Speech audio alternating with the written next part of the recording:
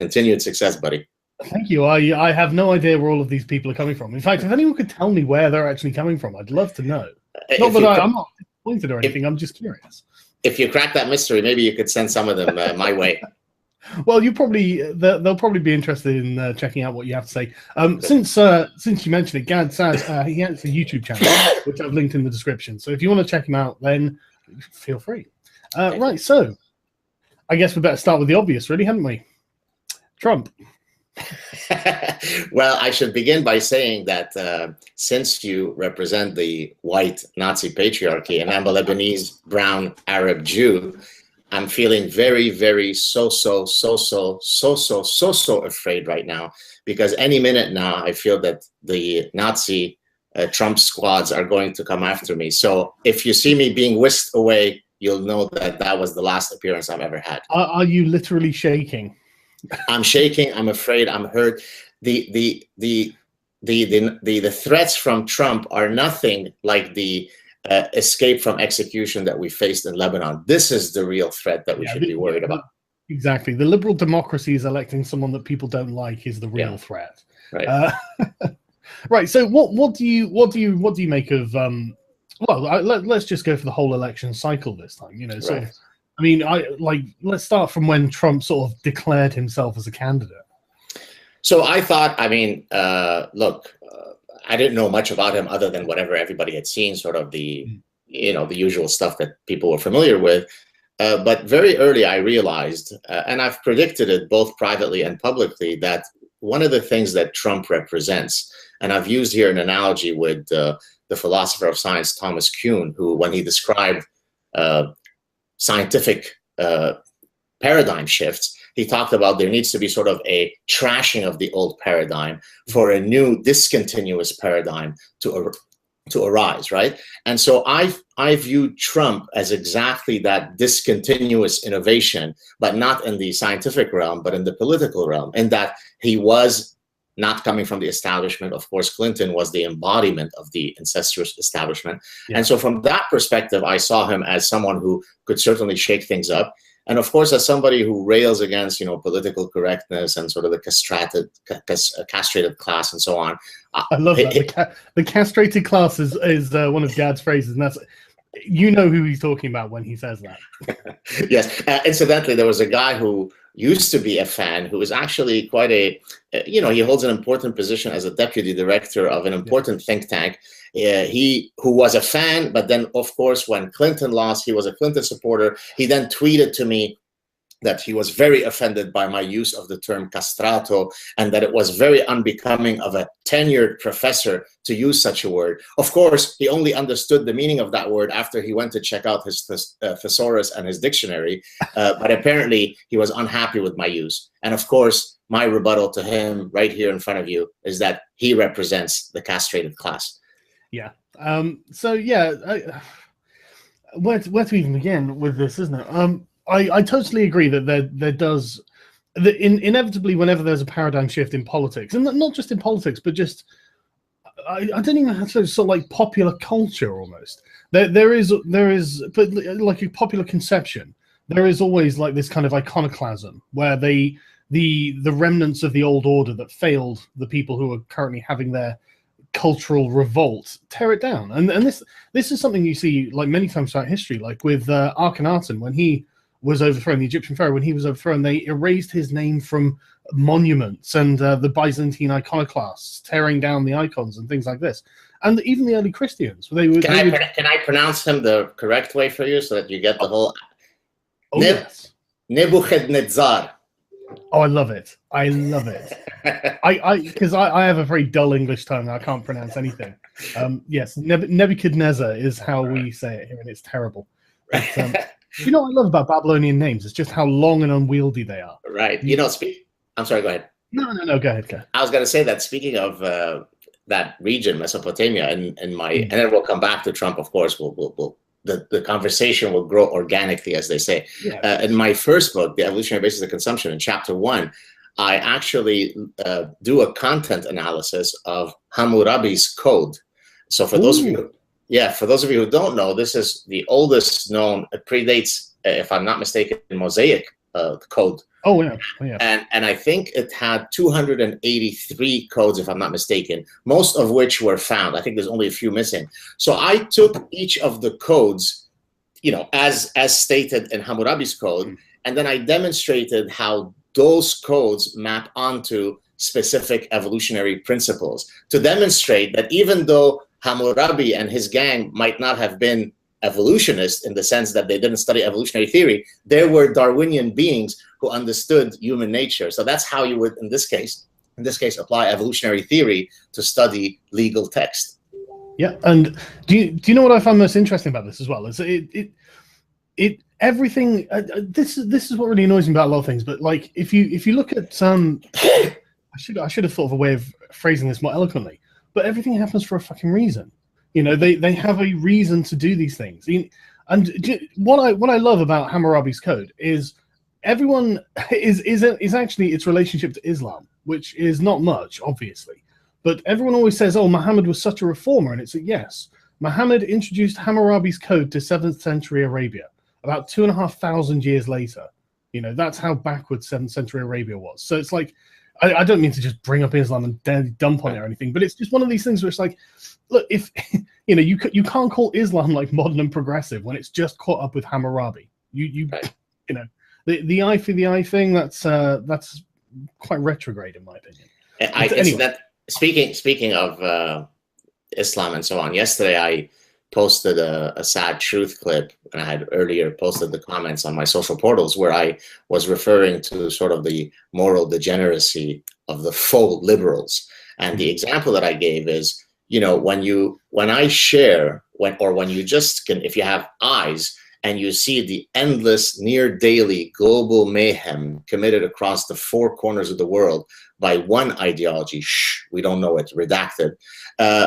None of my bien-pensant, quote, liberal friends ever weigh in on anything, right? Never, ever, ever, right? Racist. But they heard that a guy who knows someone who knew a janitor whose cousin had seen a woman say that there were three white guys in a pickup truck hurl a insult at a Mexican gentleman passing by, which of course is regrettable and obnoxious. There they get up and they are outraged. They cannot believe the new dawn of the genocidal Holocaust that Donald Trump is mushering in. But they're perfectly silent and tolerant and respectful of the genocidal mayhem that happens across the four corners of the world. I just like to point out, Gad, that's their culture and that's how they do things. I agree. You're wrong to criticize it. I agree. It's racist. I get it. So no, it's tragic. I really do hate this sign of moral relativism, where it's like, well, you know, we're not going to judge them, even though we would judge them if it was a white person doing it. Well, you would judge a white person if they did 1/1,000,000th of what you see on a daily basis, oh, yeah, right? Absolutely. I mean, the example that I gave, while written in a language that suggests that it might be hyperbolic, it really isn't. My satire is profoundly correct and accurate, right? I mean, they are incredibly angry that someone said Trump is taking over, and then they hurl some obnoxious racial insult. Of course, that's regrettable. Of course, no decent person should do that. But if that moves you, as it should, then how much should you be moved by all the endless mayhem we see on a daily basis? Well, they're not moved at all. Well, what drives me crazy is, and I hate that George Bush was the man who introduced this into the public dialogue, but the soft bigotry of low expectations, it really annoys me, because it's like, look, if it's wrong for a white person to do it, and it's not wrong for a brown person to do it, then you are saying that brown people, by definition, are morally inferior and cannot be expected to uphold the moral standards of white people. Right. It's just like, okay, that's really fucking racist. That's saying that they are inferior because of what they are. And I don't agree. I think they're absolutely capable of upholding the same moral standards of me, and I expect it, which is why I'm so judgmental of Islam. And I don't see why there's a problem with that. And I don't see how that could be considered racist, which obviously it can't. But this is what drives me crazy about it. So I just, to continue with sort of the false equivalences and moral degeneracy of the castrated liberals, full liberals. I love that so much. Yeah. By the way, it's the full term is the ostrich castrati brigade. So if you want the full thing, right? But in any case, some people started tweeting to me and sending me messages saying, but aren't you now afraid of the appointment of Steve Bannon? Now, I had no idea who Steve Bannon was. So then people said, well, he's a vile anti-Semite. Aren't you afraid, right? So I said, gee, let me just do a very quick cursory search. So admittedly, this is something that I did maybe an hour before you and I got on the show. So I did a very cursory search to understand what they meant by anti-Semitic. I mean, I figured that he probably has set up gas chamber camps, and they're already starting to bring in the trains with the Jews. Or at least he's advocating for it. Or he's advocating for it. Or at least he's got solid plans drawn up to gas the Jews. Exactly. In which case, I need to find a way to move my family to Argentina because he's coming for us in Canada. And so I decided to do a cursory search, and it turns out, and admittedly, maybe there's more stuff that I haven't seen, but I saw a report that said that in some divorce deposition, his wife had claimed that he had made some, unsavory statements, such as, I don't want our daughter to attend this school. It has a lot of whiny Jewish girls. Okay. Again, unfortunate stereotype. I'm Jewish. I'm not happy that he said this, but guess what? First of all, I'll learn to love again, and it's okay. I've heard worse hurled at me, like, we're going to behead you, Jew, yes. Right? But in any case, so that all the faux liberals wrote to me as a manifestation of, you see, you are somebody who was somehow supporting Donald Trump, and look who he appoints, an anti-Semite. Aren't you now afraid? Now, on the other hand, so let's hold that thought for a second. On the other hand, when somebody, such as myself, says, hey, you know what? Bringing in millions of people who come from a culture and a religious background that condones, supports, acts on genocidal hatred of the Jews, now that's racist. So I shouldn't be potentially minimally afraid of millions of people coming to the West, where 95 to 99% of them hold unbelievable hatred to the Jews. That should be ignored. But Steve Bannon saying that he doesn't want his daughter to attend the school with whiny Jewish girls should send me off to the bunker in fear. I mean, it's breathtaking that you could be so delusional in your thinking. What annoys me about that as well is that that's not necessarily anti-Semitic. I mean, it might be stereotypical, but it's not necessarily like an insult against Jewish people. I mean, there is the stereotype of like the nasally overbearing Jewish mother, isn't there? No, there's actually an acronym, right? There's the acronym, you may or may not know it in Britain. It's called JAP, which refers to Jewish American Princess, right? The Jewish American Princess, you don't know this term? Well, we don't have that over here, thankfully. Okay, well, I mean, I grew up in Montreal at a time when, of course, that term floated around. It floated around amongst Jews, right? So when a Jew wanted to denigrate another Jew, I can't stand those type of Japs, right? So Jews used it against other Jews, and yet we didn't all hide to hide from the trains that were going to deport us to Auschwitz.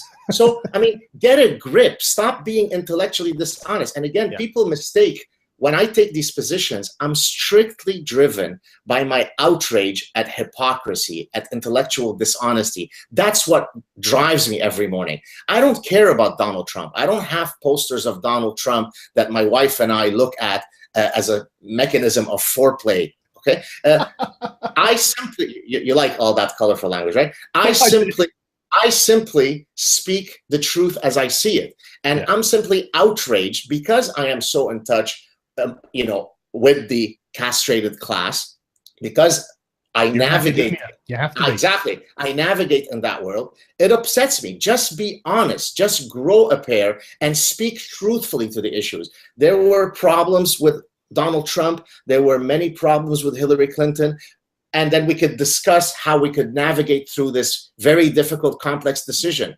But the way that everything was portrayed is that Hillary Clinton was just this wonderful hero who supported women's rights, and Donald Trump was this racist, sexist, gang rape enabler, rape culture enabler.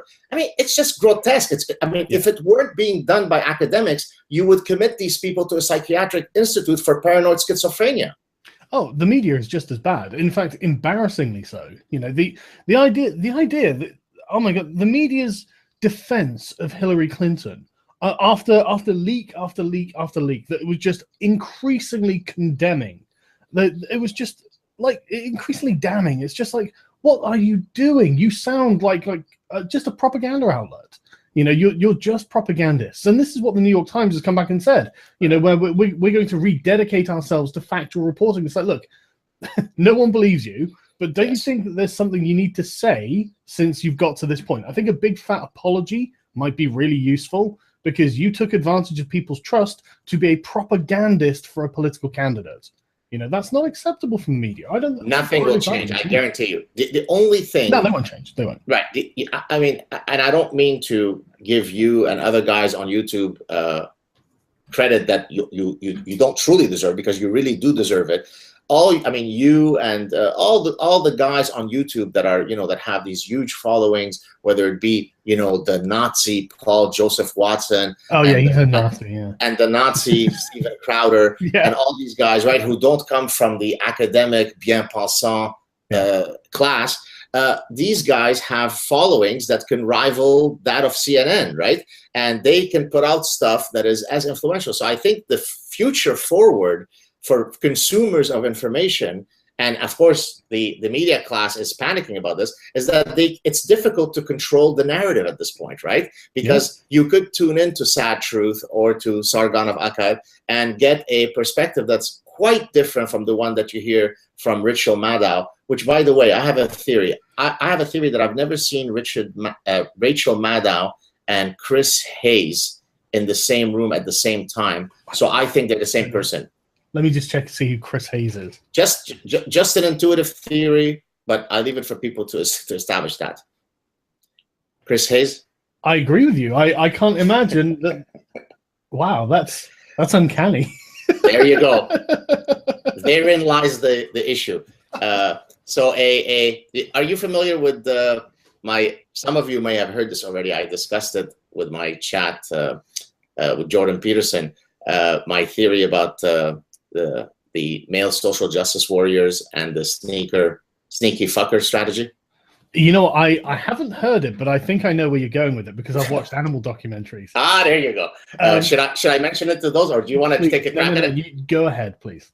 So the sneaky fucker strategy is basically a mating strategy that is found in several species, whereby you typically have a phenotype is the physical manifestation of a genotype, right? So it's just how morphologically you look. So, for example, a male of a certain fish species, the typical phenotype will be sort of this dominant male who hangs out and is very territorial to not allow any other males to come in to try to fertilize, the eggs of the females that are behind him. Well, there's this other phenotype of a male within that species that takes on the morphological features of a female. So when he appears next to this big dominant male, the male quickly looks at him and says, "Oh yeah, you're a female, please enter." And of course, then he enters behind the defensive walls, and then he has at it with the females, and hence it's a sneaky fucker strategy. And you think that's what the castrati are doing? Exactly, right. It's exactly what you see in movies with the really gentle guy who's the friend who really has no hope of ever mating with the girl, but who's so sensitive, who cries at the Bridget Jones movie with her, and who goes into a fetal positions, who listens to Taylor Swift. It's usually not Navy SEALs who hold those particular castrated positions, right? And so really, I can hardly believe that. I would have thought these guys would have been storming beaches. So I actually think there's a real study to be done, and I'm going to pitch it to one of my graduate students. The idea being that not only are there psychological traits, so this is my hypothesis, not only are there psychological traits that can predict whether you are a male social justice warrior or not, but I actually think that there are morphological features. In other words, I could look at a set of men and predict at above chance level whether that man is a male social justice warrior or not. So we'll see if it pans out. Well, I mean, there's certainly cultural signals that they send. I mean, that it's no coincidence that they've all got dyed hair and problem glasses for the women. It's no coincidence. For them, it's a fashion, without a doubt. And the sort of skinny guy with, again, glasses and a scrubby beard, I think that's, again, no coincidence. Have you seen my social justice warrior sad truth, where I don a red wig and safety pins and I do a fish mouth? Oh, come on, man! Why aren't you catching up on my clips? That's disrespectful to the Godfather. It is, but I have had a huge amount of political science to read up on recently, and I've just finished Locke's Second Treatise. I've done Hobbes. I've done Machiavelli, Aristotle, Plato, Socrates. Well, not Socrates, but all Plato's white, racist, sexist men. Yeah, incidentally, yeah, all horrifically white people. They've been disgusting. But I have started on Thomas Sowell, so I'm just sort of trying to diversify what I've been reading. I love Thomas Sowell. He's a genius. I love him. As a matter of fact, I tried to get him on the show. If you ever get him on your show before I can get him on mine, you're dead to me. Honestly, I would definitely recommend. In fact, on that note, I want you to get Jordan Peterson to contact me. I really do, because I have to talk to this man.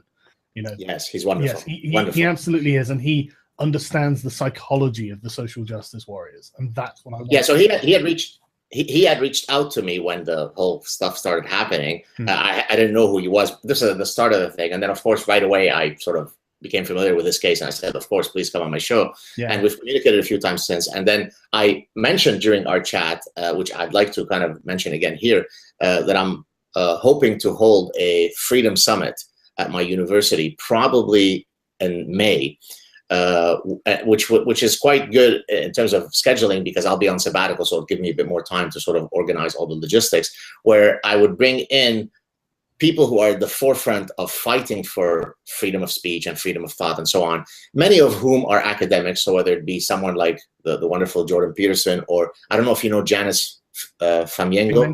Yeah, exactly. So she's also been on my show, and others. I mean, I want to sort of try to identify people who are fighting those battles in many different areas. So it's not only about anti-Islam stuff, right? So that so for example, Greg Lukianoff, I don't know if you know him. I'd like to invite him. He's the president of FIRE. I don't know. Are you familiar with that organization?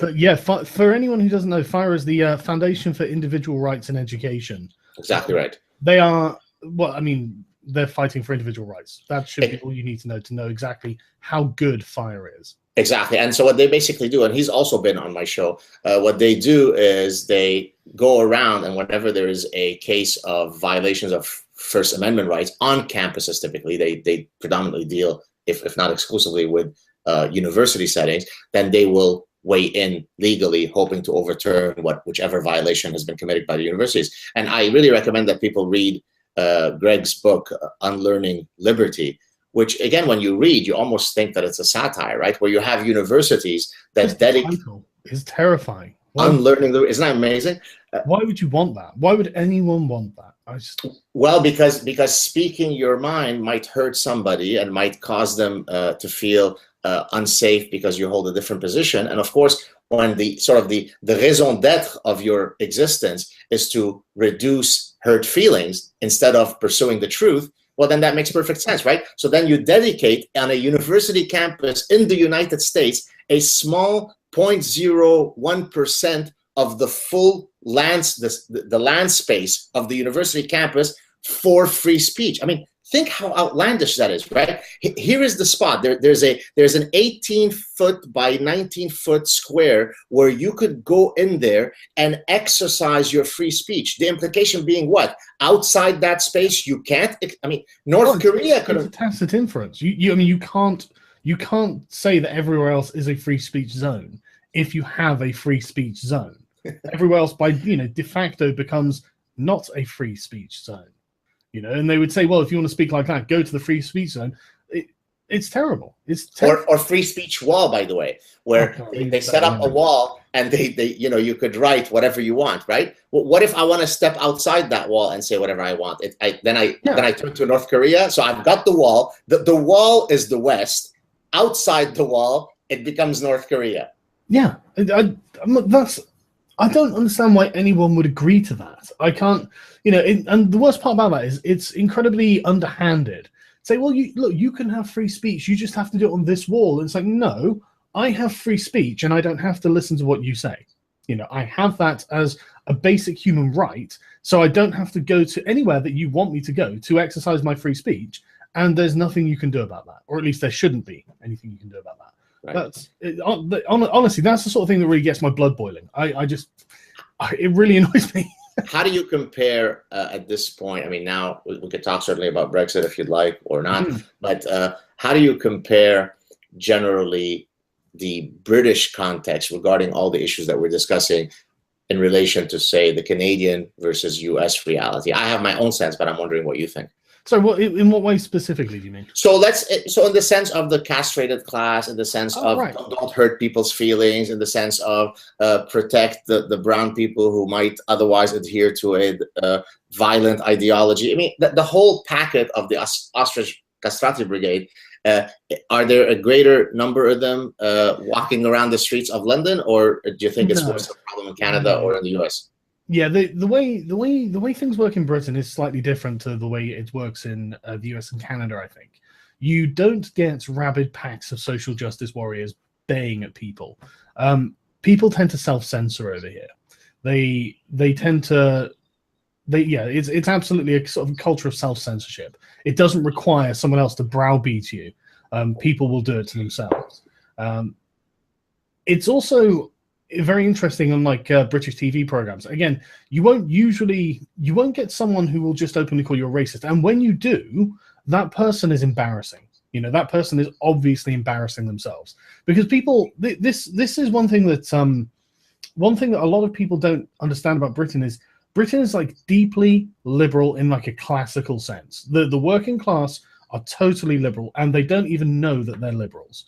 They wouldn't be able to tell you anything about political philosophy. But if you and the reason that they're totally liberal is because they're very sensitive to power and class, and it's this kind of sensitivity to class that makes them cling very firmly to their sort of right. We're all equal. We all get to say what we think, and nobody gets to prevent anyone else from doing things. These are the sort of three major points that the working class in Britain really cling to, because it prevents them from being oppressed. You know, so the SJW nonsense doesn't go down well at all. Right. It doesn't have popular support. Obviously, it doesn't even. It has support in the sort of intellectual media classes. But again, they don't come out and just call people racists. You know, in American media, you see them doing this at all. You know, so and so is a racist. You know, as a headline, they'll do that as a headline. You don't get that here. They'll say so and so accused of racism, or something along those lines. But it's very rare. It's unseemly. You know, people. It's even with someone like Nick Griffin, who's the leader of the British National Party. You know, these might actually be legitimate racists. People don't tend to, in say panel discussions on TV, openly attack him on that. They'll attack something he said as racist rather than calling him a racist. It's much more polite than American politics. And what about in the university context? Does the cancer of sort of safe spaces and microaggressions and trigger warnings, is it now fully spread across the universities? It's not fully. There are certain major universities that are becoming infected. Places like Oxford and Cambridge have recently instituted safe spaces and trigger warnings and stuff like that. And there was a big backlash. I actually haven't kept up with what's gone on with that, so I assume that they're still in place. But there is a lot of resistance to it here, because the idea that someone can prevent you from speaking your mind is anathema to the British character. There's the idea that someone has the right to tell you can't say something is just unheard of. Absolutely not. And this is really deeply a British trait. There is no respect for politicians in this country. Right. You know, British people watch American politics in awe that the Americans seem to have respect for their politicians. You know, at least the supporters of those politicians seem to have respect for those politicians. Whereas in Britain, the people who support politicians, they don't seem to have respect for them at all. Well, have you ever seen there are these rankings that come out in terms of, you know, the perceived prestige that people ascribe to different professions? Yeah. And, you know, I haven't kept up with the sort of the yearly, but so I think politicians rank slightly below scum. I mean, literally the scum that grows on rocks. It's just, it really, I mean, I mean, in a sense, it's quite sad to see that this is the state of affairs, right? Because you'd like to think that there isn't a self-selection bias whereby those who go into politics are self-selecting on precisely the fact that they're likely to be quite scummy in their character traits, right? The people who are otherwise, for example, my wife has told me, and I agree with her, because people will often write to me and say, "Oh, you should run for this and you should run for that," and I say, "What do you think? Do you think I should ever consider something like that?" And I've never thought about it before. I'm an ardent academic. That's all I've done in my life. And then she always says no, because you're too honest, right? In politics, there's, even if you're supposedly honest, there's going to be instances where you have to bend and shake and twist the truth a bit. And I'm so exact in everything, probably maladaptively so, that saying one syllable that is out of the perfect truth would send me into a nightmare of looping and guilt that, frankly, it just couldn't work as a politician, right? Because I don't know, the politicians got no choice as well. Well, exactly. A lot of people got on Hillary because in one of the WikiLeaks leaks was that she has a public and private position, and honestly, I mean practically every politician does this. And most human beings do this. Most human beings have a position that they will say to the average person in the street, and then something they will say behind closed doors. So, I didn't crucify Hillary on that, because it's not some sort of exemplar behavior or anything, but it's just something humans do. And what's really interesting in this country is that literally the average person has got very little respect for politicians, and so precisely because they never stand on principle. They're there for money, they're there for the power and influence. So whatever. And then you get someone like Jeremy Corbyn who isn't, and he obviously is a man who stands on principle. It's just that his principles are basically communism. So I'm joking. I know I'm going to get loads of. He's the guy. Is he the guy that's been accused of being an anti-Semite and all this? I haven't followed. Yes. Okay. And is there truth to that, or is it the same sort of anti-Semitic rhetoric that they throw at Steve Bannon? I doubt he is an anti-Semite. Okay. I really doubt he is. What the problem is that the problem is intersectional social justice, as always. As soon as you treat Jewish people as a class, and as soon as you treat, say, Muslims as a class, then as soon as you look at Israel and Palestine, you find yourself being anti-Jew and pro-Muslim. Even though if you look at the numbers of Jews and Muslims in the Middle East, then who's the minority? And if you look at the propaganda that you see on Qatari and Saudi TV, kids shows about what they would do with Jews if they could. Again, by the way, that's not just Qatari TV. I can give you a montage from all over those Islamic countries, even in countries that are not Arabic, and it's just simply breathtaking. Honestly, and for anyone who isn't aware, you can look up a YouTube channel called Memory, MEMRI TV, and they put clips with translations of the text of what's being spoken as text at the bottom from kids' TV, where they will be talking about things like killing the Jews and things like this on kids' TV. They propagandize children from a young age, and people wonder why they're so anti-Semitic. Just to interject, I think it was a cousin, I'm going on memory, who, if it was him who had posted this on my personal Facebook page, if I'm remembering correctly, he also escaped Lebanon for the exact same reasons that we escaped Lebanon, right? I mean, he's a Lebanese Jewish guy. And his response when I posted at some point something about memory was, and hence he is a king castrato, was, memory, who is it run by? So the Jewish guy who escaped Lebanon, just like me, but who is, who doesn't succumb to these impulses, these nativist impulses, who knows better, right? Ascribes this, I think it was him, but I can't exactly remember. I love that so much. I mean, just the principle of it. Like here are a bunch of people saying, hey, you know what we should do? Behead the Jews. And you go, yeah, but I mean, who's showing you that they said behead the Jews? Look how awful those people who showed you they said behead the Jews are. It's like, no, I had this exact thing, and let me repeat it here. I don't think I mentioned it on your show last time. If I have, forgive me, it's worth repeating. At one point, this is maybe 5 or 6 years ago, I had received an email from a Jewish woman who was at the time a friend. Regrettably, she apparently is no longer a friend. She had written to me to ask me, hey, Gad, you really know a lot about this, the whole Middle East and Islam and so on. So what are your thoughts about this issue? Is it peaceful? How is it towards the Jews? And so on. I said, well, you know what? Rather than sort of rehash things that I've said a million times, I'm going to share with you a clip. And by the way, this clip is easily found. It can be found very easily on YouTube and on Vimeo. Which is basically a montage from many, many, many different countries of people in the media, politicians, imams, saying things about the Jews. It's about 20. I've been planning to do that myself, like a supercut of of all these clips. That clip already exists. Maybe you could add to the repository. But anyways, I could send you that link. Yeah, definitely. And anyways, so I sent her that clip, right? And towards the end of that clip, there is, now it's all chilling. I mean, it's all, any decent person would freak out, and not just because it's against Jews. I mean, if somebody were saying that about Muslims, I would be equally outraged. I mean, it's the fact that on TV they will advocate for the death of a certain group. Exactly, and the children are being inculcated with this nonsense. Anyways, at one point there is an imam who juxtaposed with the imagery of Nazi Germany, where the bulldozers are taking sort of piles of corpse, the mass graves.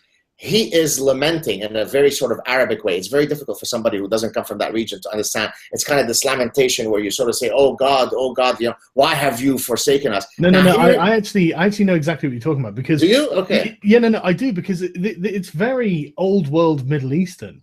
And exactly. It's not just Middle Eastern. It's very old world, where people would like tear their clothes and like gnash the ground and things like this. Like exactly. Full on, and it's so bizarre when you're reading historical texts and they're describing like an adult doing. Well, it's almost like a temper tantrum. It's just like it's the most bizarre thing in the world. But so I actually do. Well, yeah. Oh, good. I'm glad you do. And so what he was lamenting to God. Now, just imagine how diabolical that is, and then I'll get back to what my Jewish friends' response was.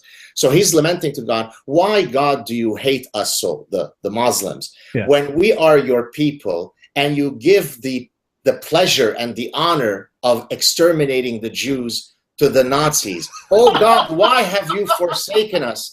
Why have you so hurt us that we don't get this thing, right? So it's a level of genocidal hate that's difficult to. I'll let you finish laughing. So I'm so sorry for laughing. It's such a ridiculous thing to say. So let's go on. Let's stay with me. So then I shared this with her. Go on. By the way, this woman, this Jewish woman, I think on one side of her grandparents, they had been victims in the Holocaust. So you would think that, person X in that rubble might be grandma, right? So you might think she might be connected to the horrifying tragedy. You know what her response to me was? And therein lies the cancer called faux liberalism. She says, how are you different in your extremism than them?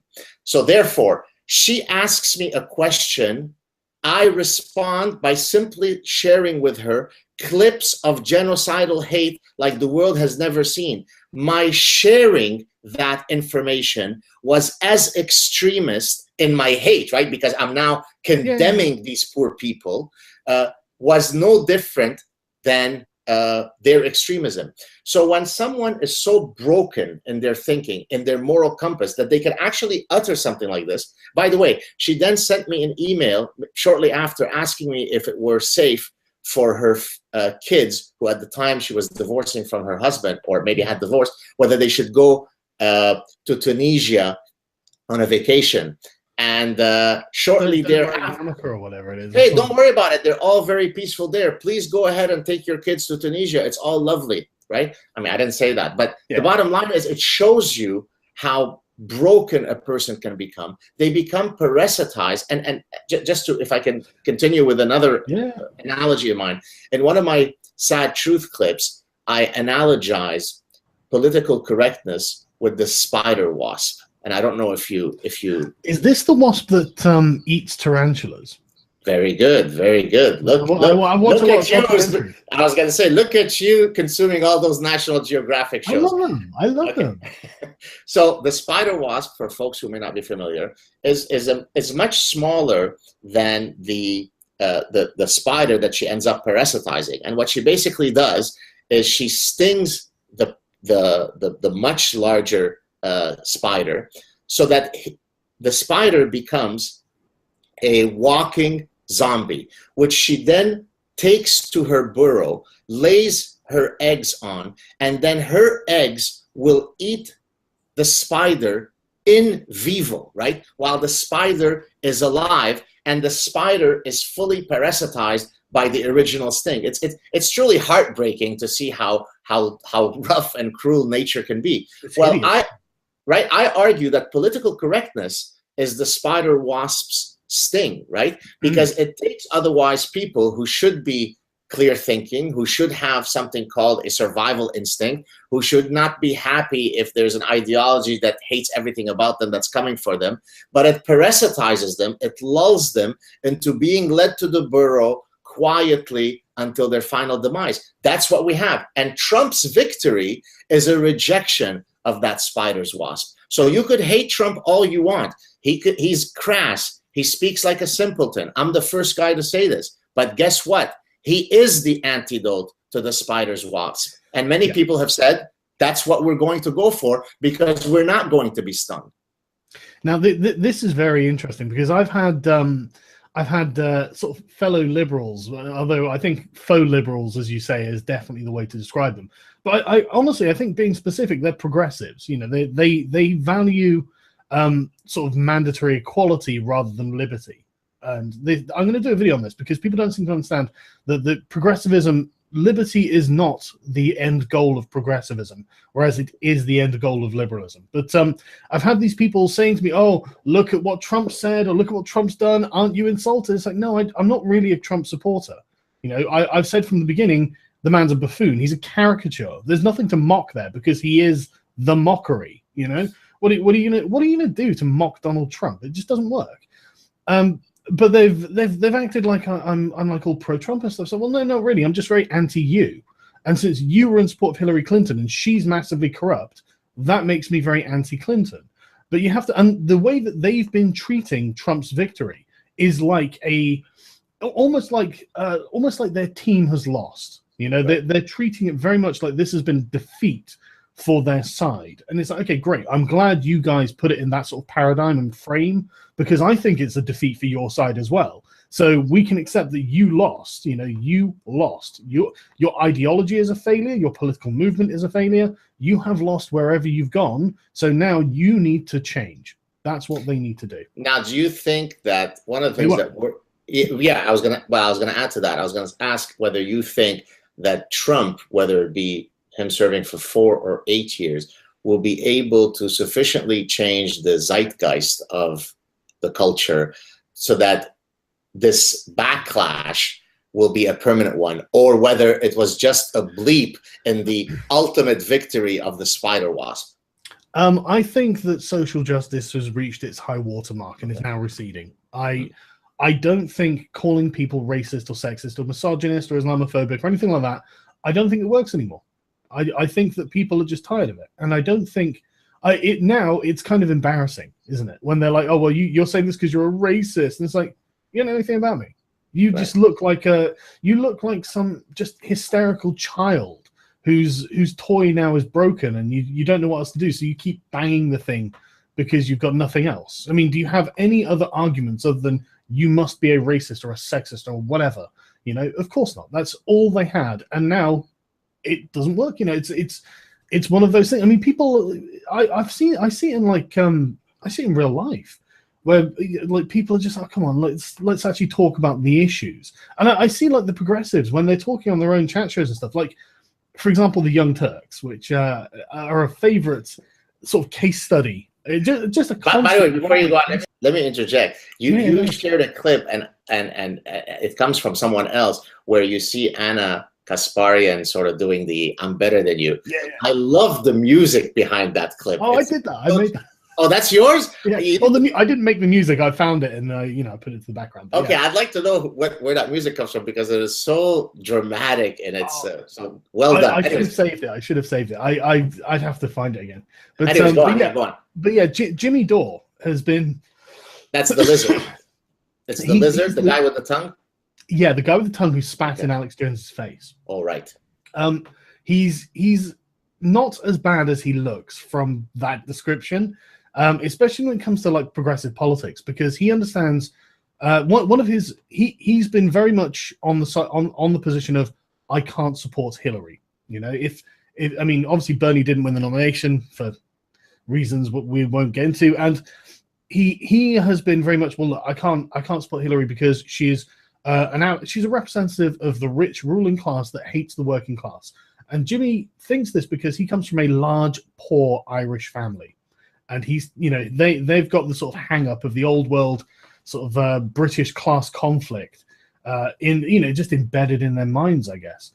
Whereas people like Sally Cohn and all that sort of, the sort of progressive liberal elites, they don't have that because she's the Sharia is liberatory for women. Oh my God, lady. Yes, she's wonderful. She's a true. Well, I call her actually Imam Sally Cohn, because she certainly she has a much greater grasp of Islam than Sheikh Kardawi, the gentleman who's sort of the spiritual leader of the Muslim Brotherhood, who seems to say things that are in perfect contradiction to Imam Sally Cohn. So in my case, when I want to sort of navigate through the intricacies of Islam, I'd much rather go to a Jewish woman who probably went to Oberlin College than to Sheikh Karadawi. That's just me. But anyways, go on. Yes.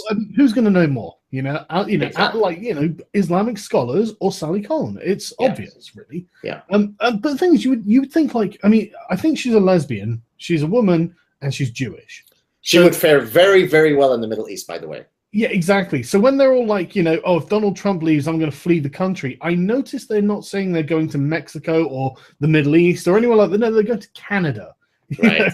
It's like, why Canada? Why is that? What's so good about Canada that you want to go there? What's wrong with these Middle Eastern Islamic countries, Sally? They'd be so tolerant and accepting of your viewpoints, I'm sure. Well, there was a time when I think Sam Harris and Glenn Greenwald were going back and forth with each other. I didn't know at the time who Glenn Greenwald was, but I was following Sam, so I had watched their interaction on Twitter. And so, Greenwald was spewing all his usual bullshit.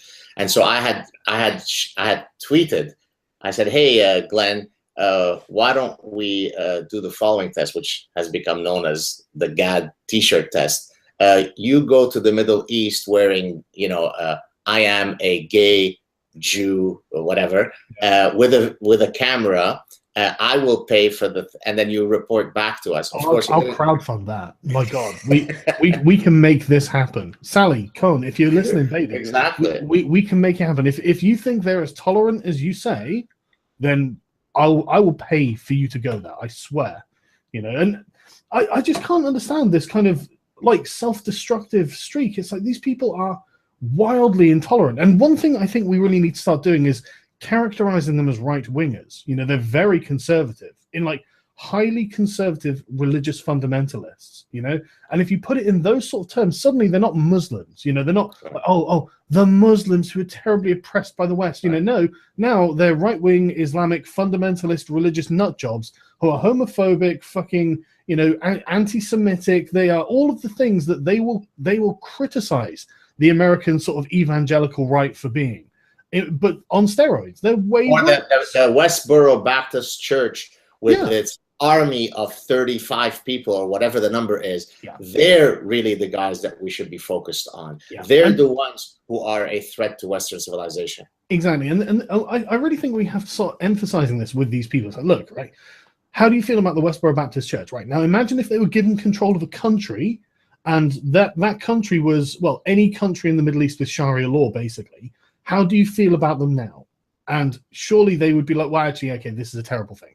You know, how do you feel about the supporters? Well, they must be terrible people. You know, how do you feel about okay, let's accept that, and let's accept that that brown people can be bad people too.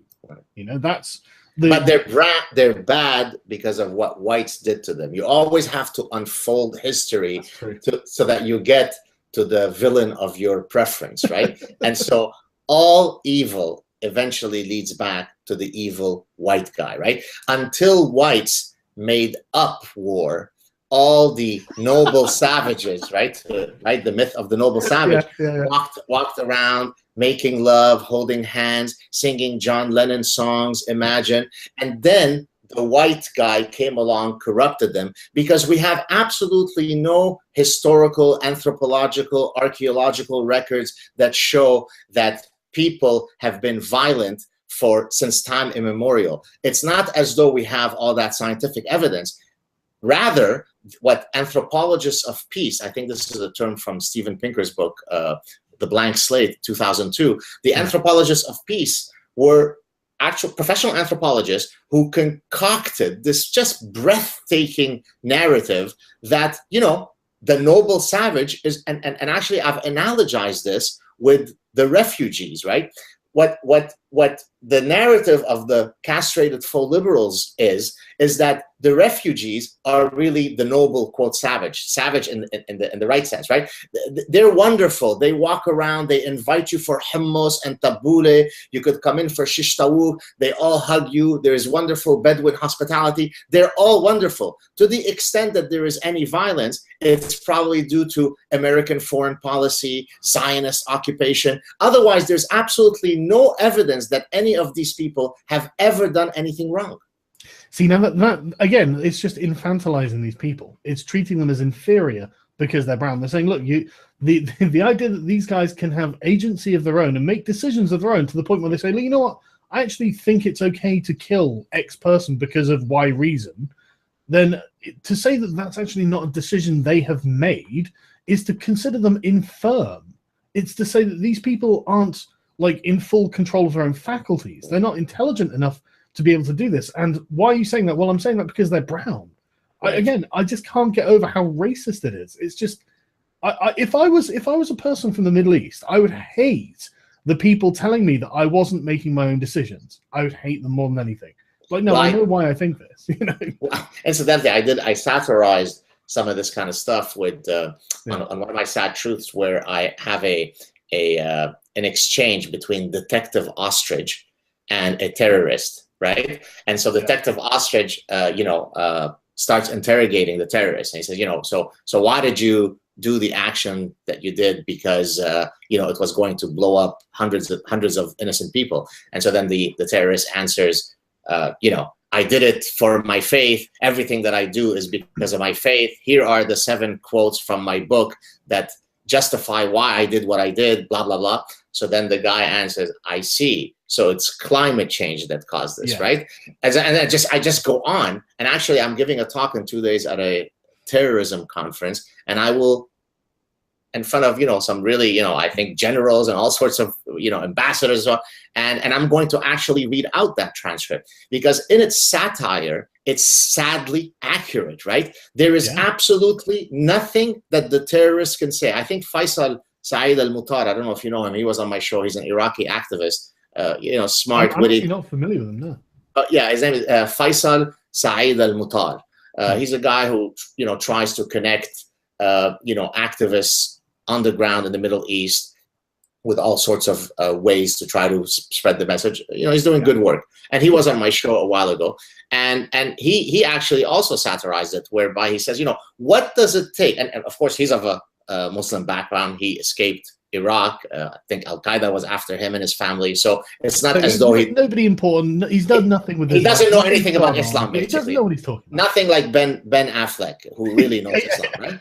Yeah, so, he is in fact a gross racist. So please carry on. Exactly. And so he said, look, what does it take for a terrorist to be taken seriously when he gives you the exact reasons why he's doing something? No, it's due to lack of art exposure. Let me just share a few of you. I don't know if you know a couple of these. I actually listed the purported motives that the castrated class has come up with to explain why these terror acts happen. For example, the California one, what was it called, with the couple, the Pakistani couple? San Bernardino. Yeah, no, I know the one. San Bernardino. Yeah, right? yeah. So that one was in part due to, and we're both bearded, it was in part due to beard bullying, right? So Sorry, due to what? Beard bullying. Beard? He was bullied for his beard because, you know, he's got a beard. So people were saying, oh, you're some terrorist with this beard. And so that's what compelled him to do what he did. Other people, there is a politician in Belgium who argued, a Jewish politician who argued, I think he's Jewish, who argued that some of the hotbed of violent extremism that's found in some of these neighborhoods like Molenbeek and so on, are due to, well, what do you expect when these guys grow up in these suburbs where they're never exposed to high art? And then he lists some, you know, Chagall and Picasso. I mean, I could, and then you've got, of course, the... As if a lack of exposure to high art is causing terrorism. Well, that's what he thinks. We got Bill Nye, who gets on Huffington Post Live with actually a guy who I was on a show recently, Josh Zepps, where he immediately after, the bodies are still warm from the Paris terrorist attack, and he provides a causal narrative of how the Paris attack was due to climate change and solar panels, right? So when someone could utter such stuff, now watch, some idiot on this show will put in the comments, no, Gad Saad is satirizing incorrectly. No, I'm not. Here's exactly what he said. There was a drought in Syria. This caused some of the farmers to move to the urban areas. Because of the urban areas, there's increased density, which causes increased friction. There's increased price of food, and ergo, this creates the, forgive the pun, fertile environment. You're right. So when people go to Raqqa as part of ISIS to throw the Shia dogs off buildings, that's ultimately linked back to solar panels. What I love about this is the geographical determinism argument that he's making. But all he's explaining is how the people came to be in the locations anyway. You know, he's not explaining why they do what they do. He's just explaining the sort of, you know, natural forces that press them to move into a certain area. You know, nothing about that is in any way like a reason why you would have an animus against gay people or Jews or anything like this. You know, well, it basically says that life doesn't happen in a vacuum, right? I mean, ISIS was caused by oxygen, right? Because well, yeah, exactly. if you didn't have oxygen, you didn't have the right starting effects for ISIS to develop. No oxygen, no ISIS, right? No coming out of Africa from our ancestors, no ISIS. I blame those bastards Homo erectus for ISIS because without them, there'd be no such thing as ISIS, right? So it's a ridiculous thing, though, isn't it? I mean, why are we even like having this as a conversation that they have had? You know, like why is this even something that needs to be brought up? Because I mean, even if climate change is responsible, and I'm sure it might well be responsible for like making them need to move somewhere else. You know, I mean, for example, if climate change forced the French to migrate like to Egypt or something for whatever reason, you're not suddenly going to start getting terrorist attacks by French people in Egypt. You know, there's going to be no like. Now, one of the things I do wonder about this is, I assume that most of the people that we're talking about are secular, as in the castrated, the full liberal class. Yeah, they're not religious people. I suspect. I doubt they've been raised in a religious way, or at least, you know, if they were, it's something they've rejected.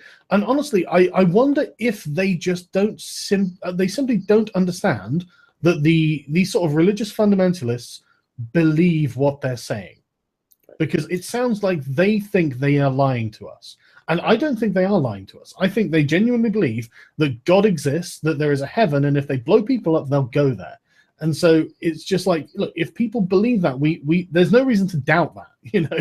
I mean, you wouldn't make that up as a cover for something else. That's ridiculous. Well, so let me make a couple of points here. I think that the secular folks that you're speaking of are quasi-religious in the following sense.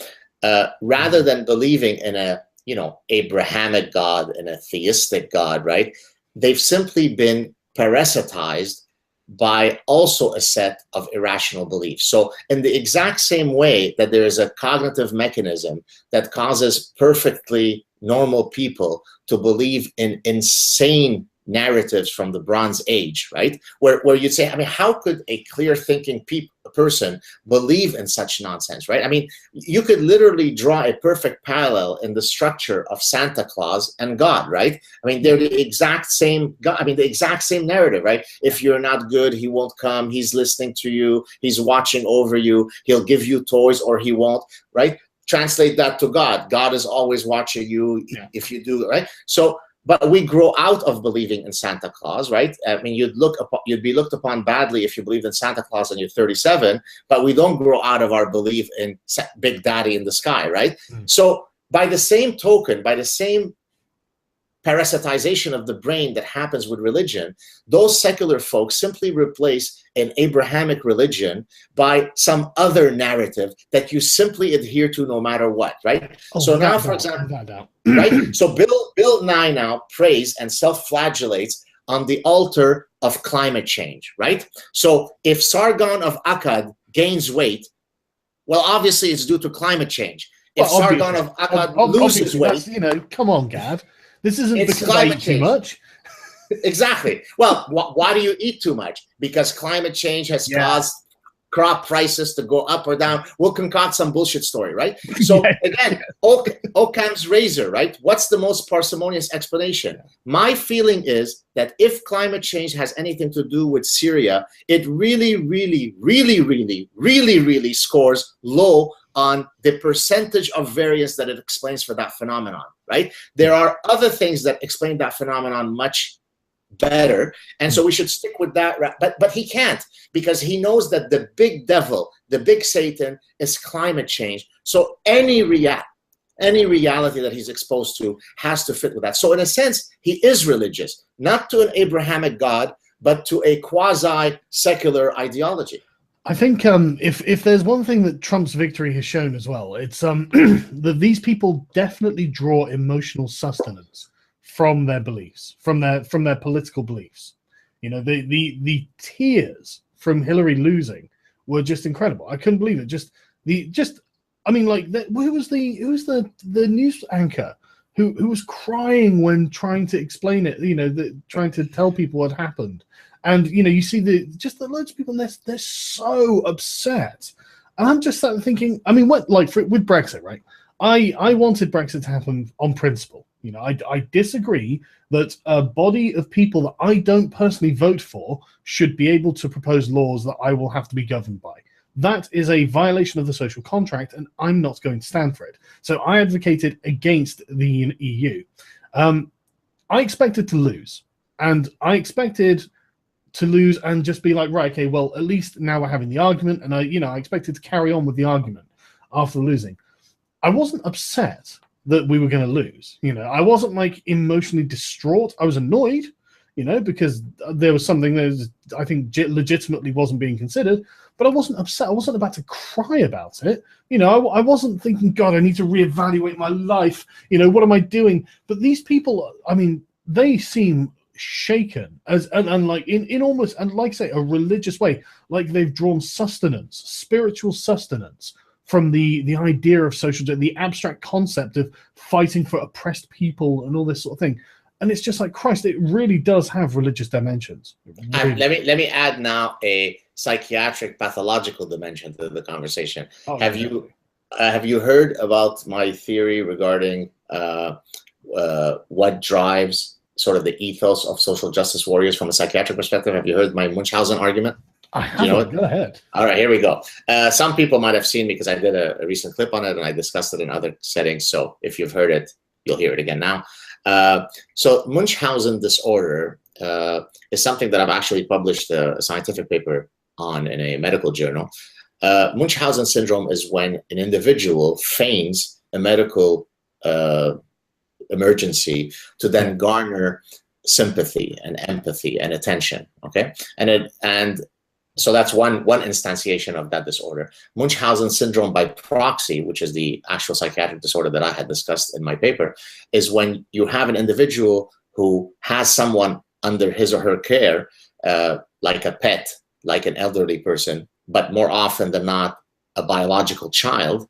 They harm the child, hence that's why it's by proxy. They harm the child so that then when they take him to the medical setting, then people say, oh my God, poor you, you have a sick child. And that ego stroke, that attention, that empathy, that sympathy is intoxicating. So typically it is a woman who does this. And interestingly enough, it's a biological mother who does this, right? So the most privileged relationship in nature, mother to her offspring, is now being damaged by this, grotesque pathological condition. And so I was trying to explain sort of what might explain this reality from an evolutionary perspective, given that it seems to be so maladaptive.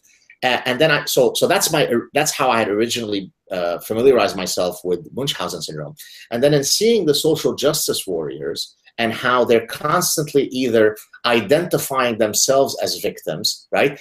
If you went to Wellesley and you're a white girl who's the definition of privilege, then you're still victimized because you were cyberbullied by Sargon when he told you that your ideas were idiotic and therefore you are a victim and you do have rights, right? So you either become a victim through some narrative of victimology, or you defend the victim because you are outraged by social justice, and right? So, but whatever the case, I argue that social justice warriors are actually succumbing to collective Munchausen, right? They recognize the value, the inherent emotional gratification that is reaped from being a victim, and therefore I'm going to walk around all day screaming victimhood. And so now let's link it to the post-Trump reactions. Well, look at how they're all acting. They're crying, they're sucking their thumb, they're listening to Taylor Swift music, my boyfriend left me, I am such a victim, because that's all they've known. The only way by which their emotional system gets regulated is by constantly crying victimhood. And so therefore, that's what they do. They cry, right? You didn't do it and I didn't do it, because that's not how we get our emotional kicks. That's true. And you know what drives me crazy as well is I think you're absolutely right. I do. I mean, I've was it a film or something I watched years ago? It was something I'd watched where a mother had been poisoning their kid to keep them sick, and it was exactly this. It was Munchausen syndrome. To get the people coming around and go, oh, I'm so sorry for you that your child's ill, and then it must have been a film or something, because like the kid, I think, set up a camera and caught the mother, like, putting something in the food and stuff like that. And that is literally what social justice warriors are doing to minorities in the US, by telling them, no, look, you're being oppressed, you're being held down by the white man.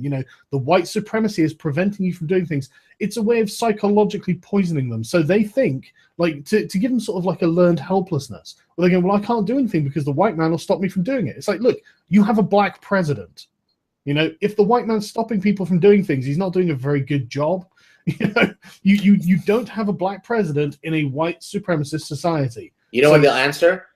Yeah, sure. So, they gave us this win, but on a daily basis in our daily interactions, we can't go to the grocery store and buy our tomatoes without the endemic institutionalized racism that we have, right? I mean, it's just the victimology narrative is endless. Now, does this mean that racism doesn't exist? Does this mean that in the dark hearts of human nature, people are not going to continue to be idiots and hateful? Of course not, right? But is the US a place today where there is endemic institutionalized racism? I would argue no. Yeah. Are there endless examples of individual instances of racism, not just by whites against blacks, by endless examples of the other way around? Yes, that's a manifestation of the darkness of the human spirit. It's not a manifestation of institutionalized racism, right? We got rid of institutionalized racism. Institutionalized racism was slavery. Institutionalized racism was apartheid, right? So, cut the bullshit. And that's why you see me animated, because what drives me, I don't have identity politics. My identity politics is I'm on the side of truth, at least as best as I can gauge it. Before being Jewish or Lebanese or Saad, I am a fighter for the camp of the truth. That's my identity. And so what compels me forward in all of my engagements is to, as best as I can, speak honestly. And that, by the way, is perfectly antithetical to identity politics, because identity politics says when the truth comes against our ideology, then trump the truth. Forgive the pun, right? No, it's all right. It's all right. You're right, though. You're absolutely right. I mean, it's the truth is then something that has to be suppressed actively, and it becomes a moral good to suppress the truth, because then you're protecting these minorities, so you have to do it. Otherwise, they're going to get hurt by something they don't want to hear. It's like, look, I will never accept that it is a moral good to suppress the truth. You know, reality is reality, and you have to accept it. You can't build up an ideological framework to block reality out, which is what they did. I mean, I really think that's what they did in the presidential election, which is why they're all so shocked that Hillary lost. It's like, look, Hillary was an awful candidate. Everyone hated her. They hated you, and so you supporting her makes them hate her even more. You know, but these people totally locked out of reality. But honestly, though, going back to the Munchausen syndrome thing, I really find it, I think it's some form of psychological abuse to tell people who aren't being oppressed that they are being oppressed. I mean, like, these people are going around their daily lives as usual, and then you have to persuade them that they're oppressed. I mean, if you know you're being oppressed, you don't have to be persuaded that you are being oppressed. You don't need to do a university course and figure out how intersectional systems work to then discover that you're actually being oppressed. If you're being oppressed, you will know it firsthand. You don't need someone to teach you it. You know, I just find it. I think it's a form of abuse. I really do. And just to, I mean, again, to draw from my personal experience, right? I mean, and this is why it's very, very difficult for all of these degenerates to ever argue against me, because I can always cash in my unbeatable oppression cards, right? And so therefore, I become a nightmare to all these people, because if they are sort of, you know, espousing an oppression narrative while sipping lattes at Wellesley College, and then I come along with my narrative of what I went through in my life, then of course it shames them, right? And so the reality is that, you know, we came from Lebanon, we came to Canada, we lost everything, we escaped execution. My parents were kidnapped in Lebanon. And just to interrupt that, who was doing it? Was it any kind of state policy? So, well, when the Civil War broke out, I mean, look, in Lebanon, it became increasingly more ominous to be Jewish, you know, through the 20th century, right? And so by the time that we remained in Lebanon, we were sort of the last sort of small pocket of Jews that had remained in Lebanon. So much of my family, extended family, had already sort of read the writing on the wall, you know, earlier, and had left Lebanon. So my family, my immediate family, had remained in Lebanon, and then the Civil War broke out. When the Civil War broke out, then it was an unbelievably brutal, I mean, just breathtakingly brutal war, where, you know, if you were Jewish, there weren't going to be many roadblocks that you were going to clear. So one of the ways that you would end up being killed, you know, I might have mentioned this on previous shows, is that when you were stopped at a roadblock, they would ask you in Arabic for your hawiyya. Hawiyya is your internal ID card, which is like a passport, but it's internal for the country, which says your name and your sort of so on. And it lists on it your religion. And it lists your religion because everything in the Middle East is viewed through the prism, the tribal prism of religion. Now, if you have written on that hawiyya, that ID card, it was written Israeli. Israeli is Israelite. Israeli instead of Yehudi, which is Jew. So not only were you tarred as a Jew, but you were not even Lebanese in your identity, even though we had nothing to do with Israel, right? We were Lebanese. We're just as Arabic as everybody else, right? We're born and raised in Lebanon. You don't in Lebanon, have any passport. Exactly. So for all sorts of reasons, which we can or not get into, I mean, you know, we were, I mean, the imminent execution of the Saad family was happening anytime soon. And there were other Jews. I mean, there was a Jewish family close to our house that was taken out and executed. There were, you know, there's all sorts of things happening. And so we had to leave, okay?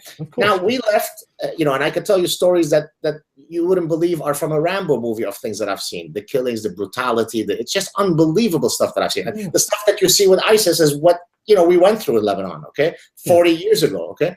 And we escaped that. We came to Canada. We had nothing, right? So if anybody has the right to be a victim, it's us. It's us when we came to Canada. But guess what? We were proud people. My parents didn't accept this kind of stuff. They were humiliated in the sense that they were very successful, wealthy people in Lebanon. They're now starting from zero, in their 40s and 50s.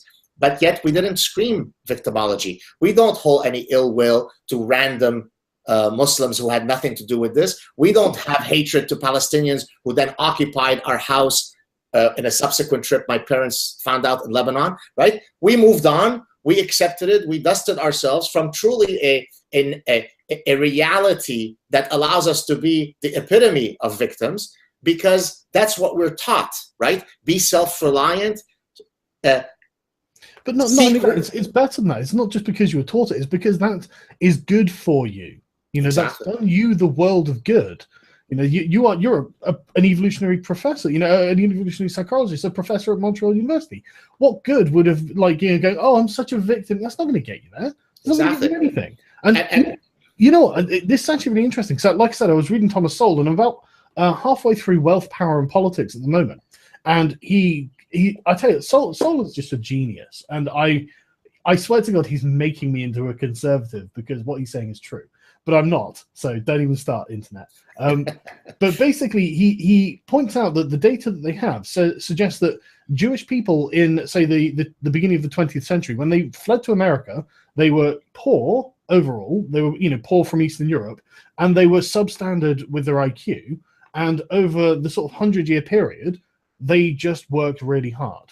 And so IQ levels rose, income levels rose. And it's just like, so it's not some giant conspiracy. It's just they buckled down. They knuckled down and fucking got on with it. And let me give you. I'm sorry. Oh no, it's okay. Let me give you a great story that speaks to this. Yeah. Please. So I've always known. I mean, I was always very talented in two things. I'm a two-trick pony.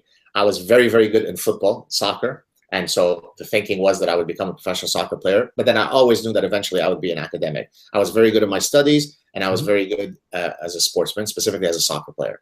And then for all sorts of reasons, one of which was some very serious injuries, the soccer career ended early in my late teens, and then I continued in my academic career. My only regret in life is not having been able to fulfill my soccer aspirations to their full trajectory. But anyway, in any case, as I did my undergrad, then I did my MBA. At one point, I was then looking to pursue my PhD with the idea of course, becoming a professor. I have a brother who's in California, and who had suggested that I had been accepted so one of the places where I had been accepted for my PhD was at a California university. And when I went to visit them to decide whether I would attend there or not, I ended up going to Cornell. He said, look, why don't you come around and hang around my work? Maybe you might want to take a break from your studies, get a couple of years of work experience under your belt, post your MBA, and work with me. So now, hold the stuff for a second. I returned to Montreal, and so my mother takes me to the side, to the room, and says, I'm hearing that, you might not pursue your education. And I said, well, not really. I mean, I don't really have an interest in anything but academia. She goes, well, I just want to let you know that if you were to leave your studies, I mean, do you want people to remember you as somebody who dropped out of school? So in my mother's view, having already an MBA and stopping at that point would be a school dropout. Yeah, thanks, Mom. Okay, like I would be bringing shame to the family. Now, of course, I was set on doing my PhD. It's not as though I did a second master's and my PhD, and it's not as though I did that, to please my mom or my family, but it gives you a sense of the expectations, right? There's nothing magical in the water that Jews drink as part of their diabolical plot to rule the world, right? But if you are inculcated with this kind of love of learning, this kind of love for discussing ideas, that's why you get the great achievements of the Jews, the great verbal fluidity of the Jews, and so on. There's nothing magical, right? We're not diabolical. We simply take the right paths. And so... Well, one thing I find is very interesting, and again, this was, I think it was Sowell again who was pointing this out, that there are certain groups that do very well and certain groups that don't do very well. And often the ones that don't do very well spend an awful lot of time fighting the system they've moved into. Whereas if you look, Jewish people don't. They just move into the system and accept it, and then use the system to advance themselves as individuals. Whereas, for example, like any identitarian group, like Muslims and all that, they're busy fighting this. Like, you will see in Britain, and I'm not kidding, thousands of burqa-clad Muslims and giant bearded idiots marching down the street, opposing democracy and Britain as an idea, as a concept, the country they've moved to as a concept. It's like, look, that is a waste of your energy. That is a total waste of your energy. Or you're not going to overthrow Britain and implement a British caliphate or something. You're in fact just going to engender hatred. You're wasting your time, and you're creating barriers to yourself to advancing within this society. Whereas Jewish people, you wouldn't know that Britain has a lot of Jews in it, but you wouldn't know it because they don't sit there going, "Hey, I'm Jewish." Hey, talk to me because I'm Jewish. We have to talk about my Jewishness. They'll talk about the issues. They'll get educations. They'll get jobs. And it's just like, and so there was a TV program recently. It was, I can't remember what it's called, like Forbidden Knowledge or something, Forbidden Things. But basically, by the data, Jewish people are not only overrepresented in public positions and whatnot in the media, but they also earn, on average, much higher than the average British person. And it's true. It's absolutely true. And there's a good reason for it. It's because they do the work. It's not because there's like a conspiracy or anything like this. It's because they follow certain paths, exactly like you say, because these paths are open in an open and free society, and so they're pursuing them. Anyone can do this. They just have to have the resolve and capacity to be able to get to these end goals. Well, and it shows you what the proper narrative, the proper education. I don't mean in a formal sense, but education at home, right? Yeah. The way you rate. Right, exactly. How that either endows you with infinite potentiality, or it hinders you, it stops you, it castrates you, it lobotomizes you, right? So when guys like Larry Elder, do you know who that is? I've heard the name, but Larry Elder is a black gentleman who is a Trump supporter. Yes, he must be the unicorn. Who speaks a very empowering narrative for blacks, right? He's very much in line with Thomas Sowell. As a matter of fact, they're friends apparently. Larry Elder tells a story where one day he received a letter from Thomas Sowell saying, my wife and I always listened to your show, and subsequently they became friends. In my fantasies, I hope to receive such an email from Thomas Sowell that he's listening to the Saad truth, just because he's such a distinguished, lovely man, clear thinker, who was making these points 40 years ago against, they weren't called social justice warriors then. No, they were the same. Exactly. And so Larry Elder basically says, look, cut it out with this victimology narrative, right? And his sort of cause célèbre is, the missing fathers in black homes ultimately is related to many of the subsequent downstream ill effects that are found in the black community, right? Now, he can somewhat get away with it because he is a black gentleman. If you were to say it, well, then you must be the biggest KKK member, right? I did say it. I made a video saying... Oh, did you? Okay. Yeah, well, you should watch his work then, because he'll agree with you. Yeah, well, that's the thing. I actually did a video about it saying, look, I think that many of the black community's problems stem from fatherlessness. The degeneration of the nuclear family in black communities. And honestly, so many alt-right people saying, oh, you're just saying it's because they're poor. It's like, no, I didn't say that. I literally didn't say that. I think it's due to a lack of guidance. That's what I think it is. Well, we are a biparental species. Biologically, we're classified as a biparental species. Right?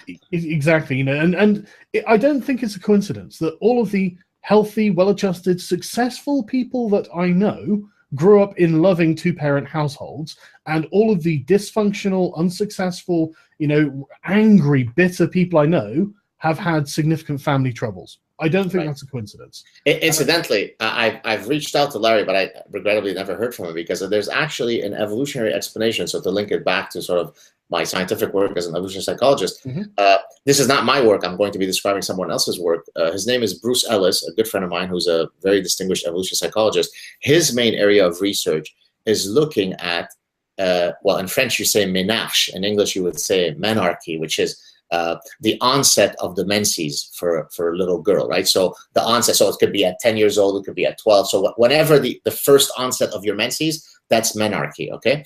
And so he has shown through, wonderful research that the onset of a girl's menarche is highly correlated to father absence. Specifically, I'm not sure what menarche is. I've not heard this term. So menarche is when the first onset of the menstrual cycle of a little girl is. Okay. Yeah, okay. Yeah. So it varies, right? There is a window. Yeah, of course. It could be as early as 10. It could be as late as 14, 15, right? So that variance has been shown to be highly correlated. So this is, in a sense, supporting the Larry Elder argument. So it is highly correlated to father absence. So in terms of an environmental variable, so here's a physiological response of a body. By the way, this shows you how evolutionary theory completely recognizes the importance of the environment. There is no such thing as the bullshit biological determinism. Anybody who says biological determinism is simply advertising their idiocy, right? I mean, those terms mean nothing, right? You could utter gibberish that is as profound as to say that something is biologically deterministic. Okay, it's just idiocy. It's stupidity. Okay, so father absence is what drives menarche. Specifically, if there is no father in the home, then a little girl hits menarche earlier. In other words, she enters her reproductive window earlier, right? And I've been thinking about how to link this to certain consumer behavior principles. So as a matter of fact, I had contacted Bruce Ellis to pitch the following idea, which I'll mention here. So taking this idea, so might it be the case that, for example, little girls will start beautifying themselves in a sexual signaling manner earlier as a function of whether their father is present or not, in line with this idea. So there is something beyond just the data out there. There's actually evolutionary principles that explain the relationship between having a two-parent household and all sorts of downstream effects. And I suppose that this would be, from like the evolutionary perspective, this would be, the reason for this would be to, well, presumably make her suitable as a mate. Well, it's the fact that there are several arguments, but one argument is that once you no longer have a sort of a male that's around to protect you and so on, then you sort of will enter the reproductive market, right, earlier, looking for another. The way I'm thinking it and picturing it, I would assume that it's something like, from an evolutionary perspective, if you're like talking like 100,000 years ago, human beings living in caves, not having males around. Okay, so the young girl doesn't need to go through puberty because she has adult males around her to protect her and all this.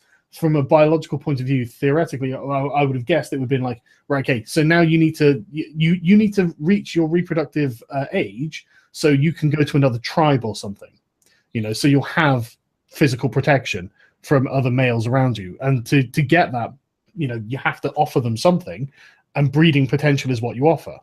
Right. Yeah. So as I said, that's one possibility. So one theory, yeah. So I will direct the people to Bruce Ellis's work. Yeah, definitely. But so 2 points to take away from this. Number one, so to reiterate that everything in evolutionary theory ultimately recognizes the interaction between the environment and biology. And the second point is that we are taking here a position that Larry Elders has staunchly defended, and then we are offering some evolutionary backbone to his arguments, right? And that's why I was frankly disappointed that I never heard back from him, because for somebody whose cause célèbre is to exactly talk about this, it's only helpful to him to have the scientific backing for some of his positions, right? It's not just about the data showing that growing up without a dad is bad and because it'll increase crime and this and that, but there's also evolutionary principles that shows that the manner by which a little girl's body responds is correlated to, that's a profound finding. Fascinating, isn't it? Yeah. So there you go. What else have we got on the docket, Mr. Saad? To be honest with you, it's getting dark here, and so my camera, I can see that hardly anyone can see me, and I actually do have to go fairly soon because no problem. It's almost time to eat, and I've got a few other things to do, and I want to go spend some time with my son. I haven't seen him today. Enjoy yourself. Always a pleasure. But thank you. Yeah, go ahead. But yeah, no, seriously, thanks for coming on. This has been absolutely fascinating.